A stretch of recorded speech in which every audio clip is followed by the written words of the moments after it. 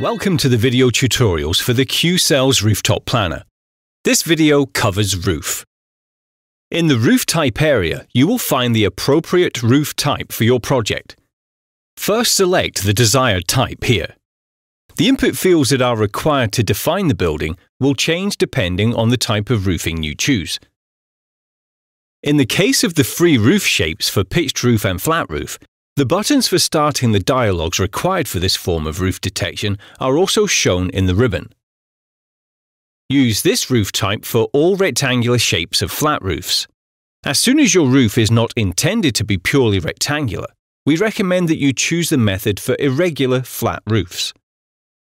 Here you have the option to define the roof area by means of satellite images, a technical drawing, or a CAD plan, which you can import.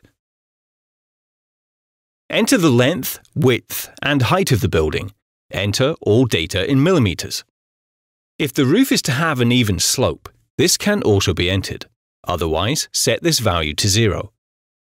Define the building's roofing and orientation.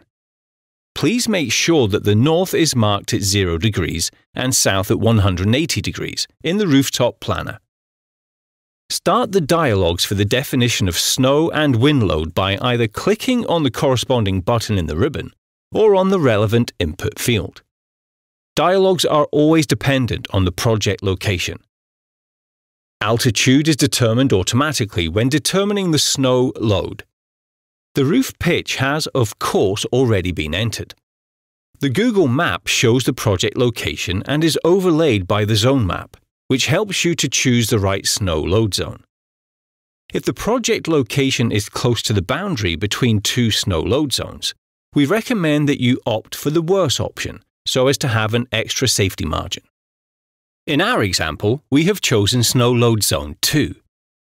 Once you have selected the appropriate zone, the dialog closes and the appropriate snow load value is automatically entered into the field. Follow the procedure below to determine the wind load.